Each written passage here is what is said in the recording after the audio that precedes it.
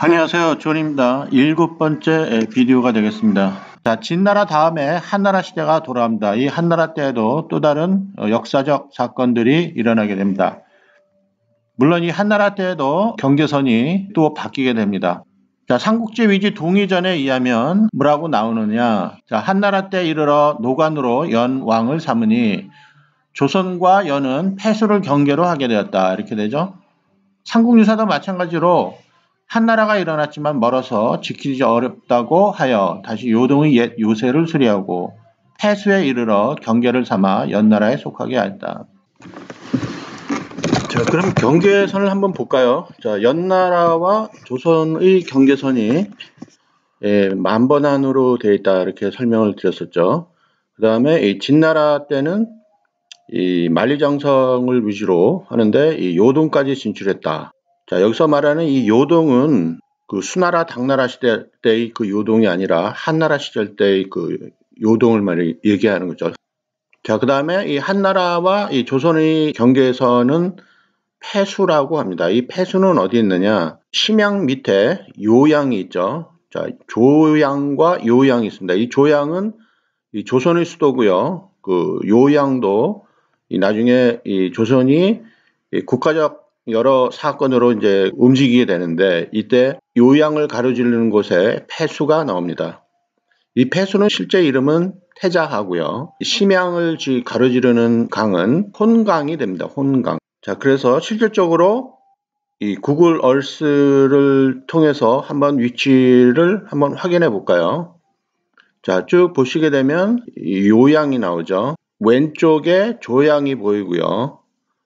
자, 오른쪽에 요양이 보입니다. 이 요양이 삼국사기에서 얘기하는 평양이라고 주장합니다. 자, 저는 그쪽이 이 삼국사기를 전체적으로 설명을 하는 데 있어서 이곳이 평양이어야 아무런 의심하지 않고 설명이 가능합니다. 좀 더 깊게 들어가 보면요.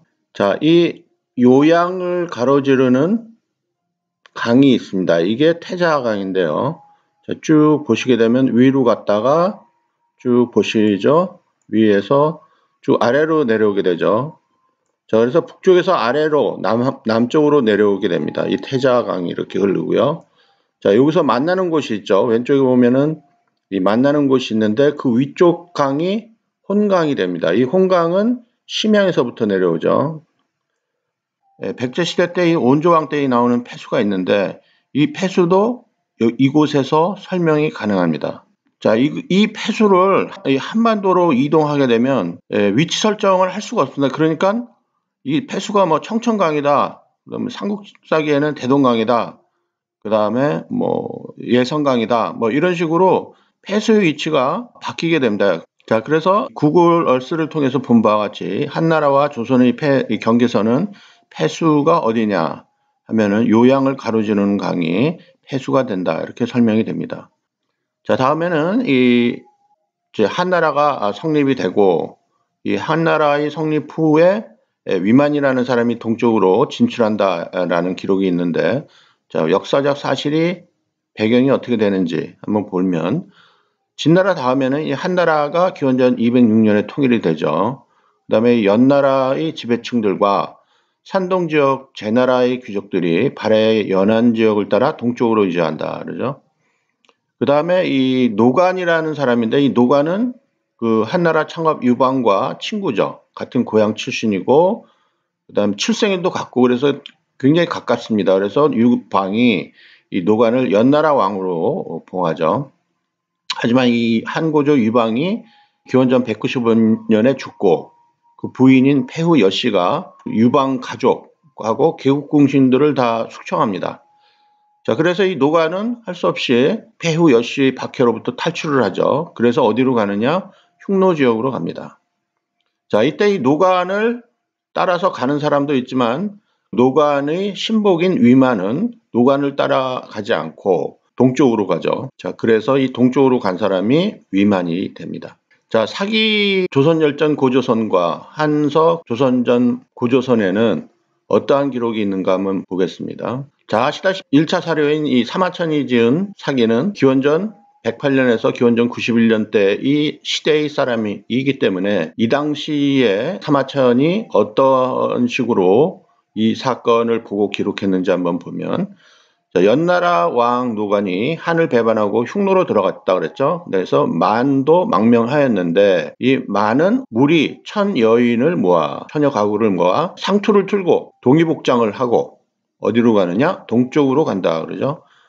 자, 그래서 원문에는 그냥 그 요새를 나와 이렇게 써 있습니다. 폐수를 건너 그 진의 옛 공진 상하장에 살았다 이렇게 되죠. 그 폐수, 점점 사람들이 모이니까 세력이 커지게 되죠. 자, 그래서 그 지역에 어떤 집단이 있었냐? 진번, 그 다음에 조선의 만이, 옛 연제의 망명자를 복속시켜 거느리고 왕이 되었으며 왕험의 도읍을 정하였다는 왕검의 도읍을 정하였다. 이렇게 되죠.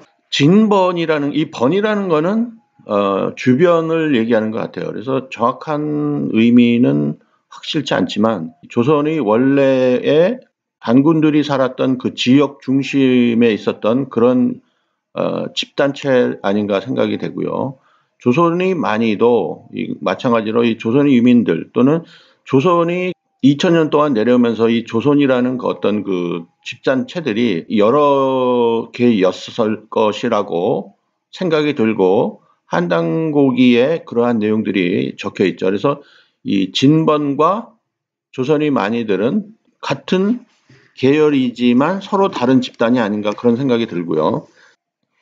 사기 조선열전 다음에 이제 한서 조선전에 의하면 같은 내용이 기록되어 있습니다.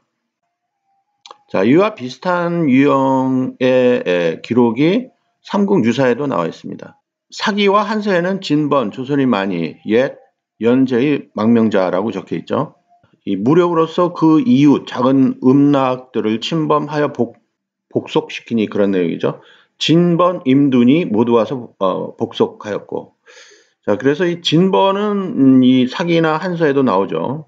근데 임둔이 나옵니다. 그죠? 이 임둔이 실체는 만이와 옛 연제의 망명자들이 어떤 단체를 구성해서 나중에 발전됨으로 인해서 그 어떤 하나의 이름이 나중에 생기지 않았나 그런 추측이 됩니다. 자, 그 다음에 삼국지 위지 동의전, 후한서 동의전, 그 다음에 한당고기의 기록에 이 만에 관한 기록이 어떤 식으로 기록이 되는지 한번 보겠습니다.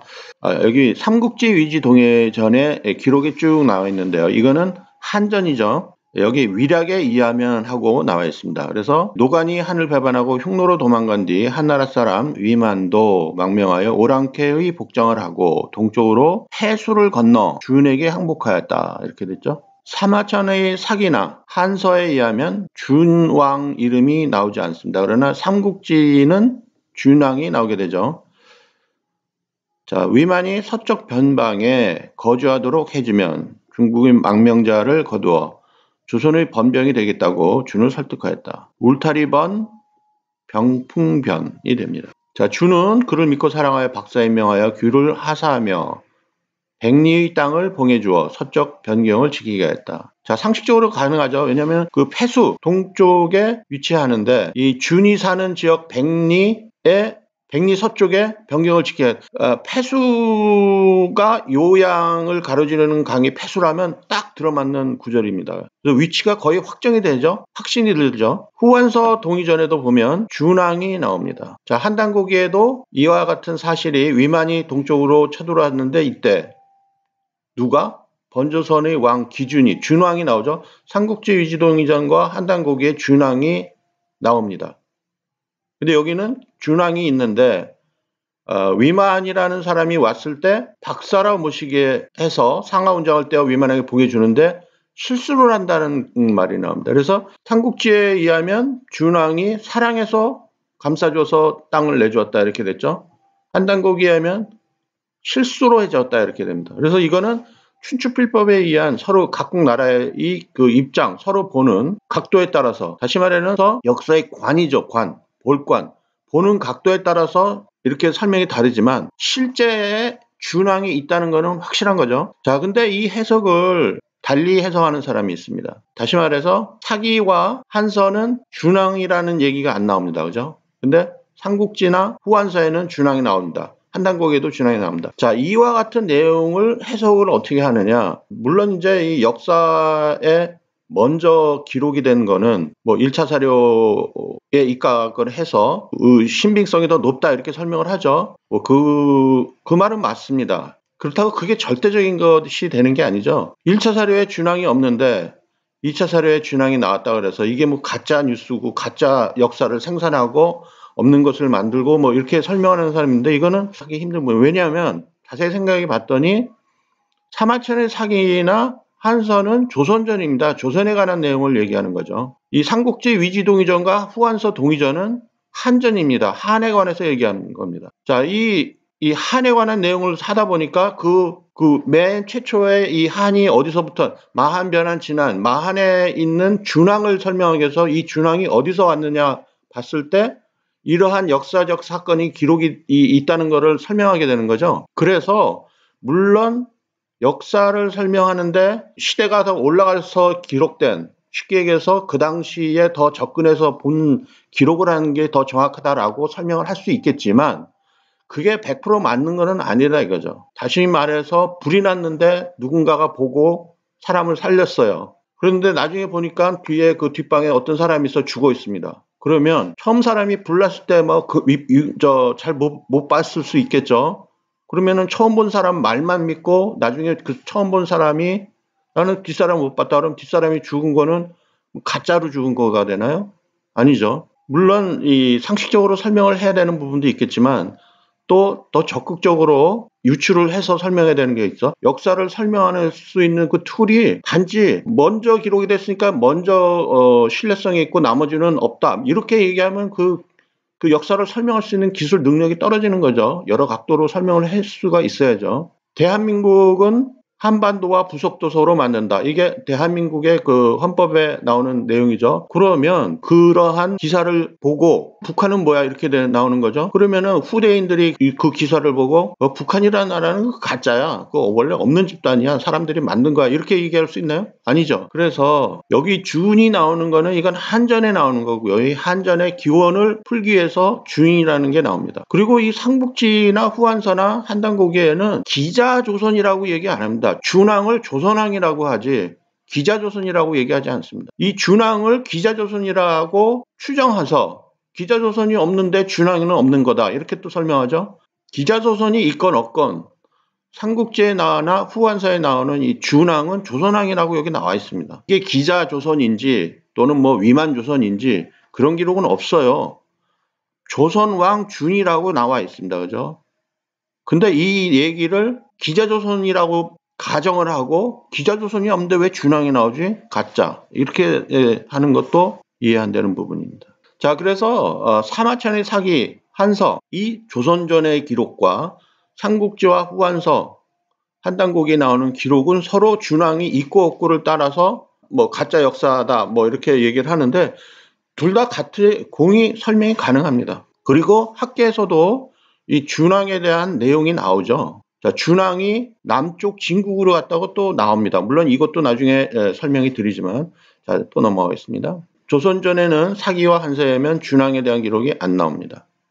한전, 삼국지와 후한서에는 준왕에 대한 기록이 나옵니다. 자, 이거는 한전이죠. 한단고기에도 준왕에 대한 기록이 나옵니다. 자, 한나라 때 위만이 어디까지 오느냐? 폐수의 동쪽으로 오죠.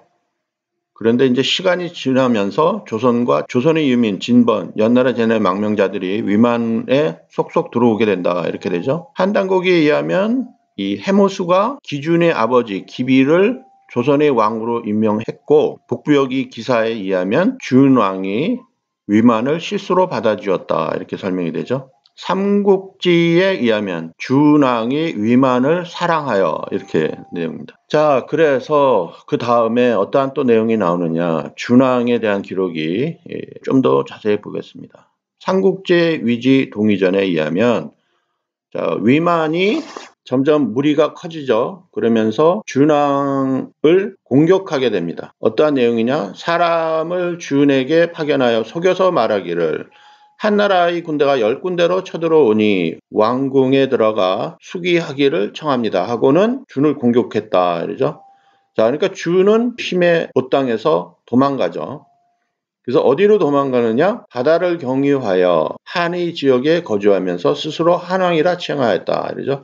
자, 그래서 이 한전의 그 기원에 대한 것이 설명이 되는 겁니다. 후한서에도 마찬가지로 그 한전의 바다를 통해 여기는 좀 더 자세하게 마한으로 탈출합니다. 그래서 한왕으로 자리 비형한다. 이렇게 되죠. 한단고기 태백일사나 북부여기에 의하면 여기에도 이 위만에 대한 기록이 나오죠. 기비의 아들 기준이 즉위했고 그 다음에 위만의 꼬임에 빠져 패해서 바다로 돌아갔다. 돌아오지 않았다. 이렇게 돼 있죠. 북부여도 마찬가지로 위만에게 꼬여 패하여 바다로 들어갔다. 돌아오지 않았다. 자, 역사 교과서를 한번 보겠습니다. 이 역사 교과서에 1편에서 설명했다시피 준왕이 나옵니다. 그죠? 준왕. 왜? 한왕에 관련되어 있기 때문에. 그리고 이 준왕은 어디로 가느냐? 남쪽 진국으로 간다 그러죠. 왜 그러냐? 이 준왕의 위치를 대동강으로 설명하기 때문에 이 바다를 타고 나왔다.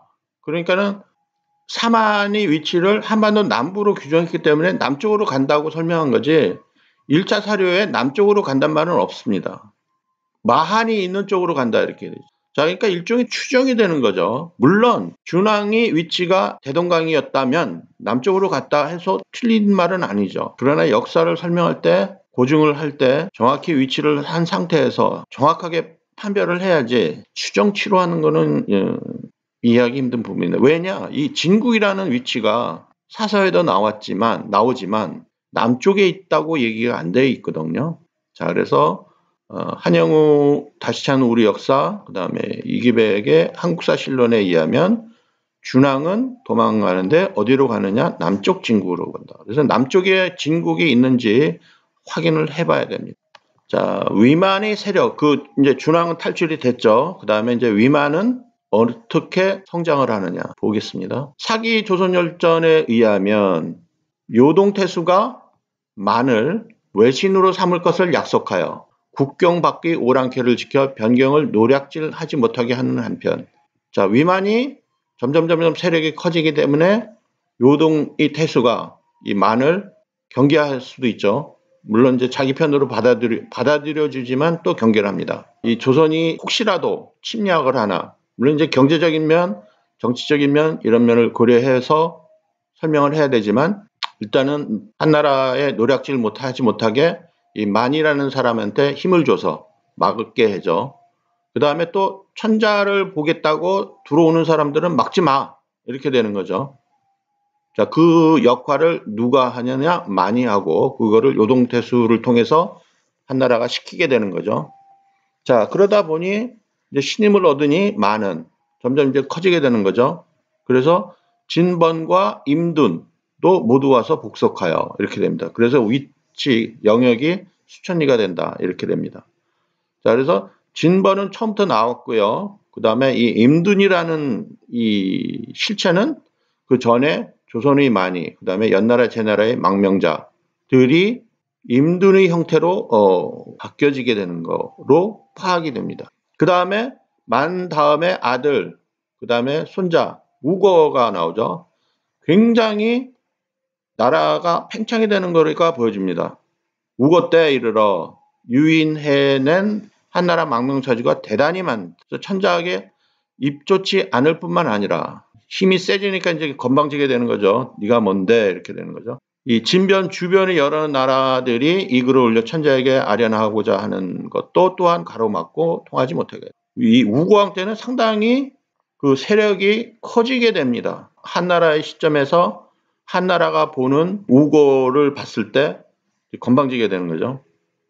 자, 한서에도 이와 같은 내용이 나오는데 조금 틀리죠. 뭐라고 되어 있느냐. 우고 때 진번 주변의 여러 나라를 진국이라고 되어 있습니다. 여기 진국이라는 이 존재가 여기 나오게 되죠. 사기에는 진국이라는 말이 안 나오지만 한서에는 진국이 나옵니다. 그래서 그림으로 다시 설명하면, 자, 위만이 진번과 임둔 주변의 세력을 확장시킨다. 수천리가 된다. 이렇게. 우거왕 때는 진번과 임둔 말고 진국이라는 얘기가 또 나오게 됩니다. 진국. 커지게 되는 거죠. 자, 진국의 위치를 한번 보겠습니다.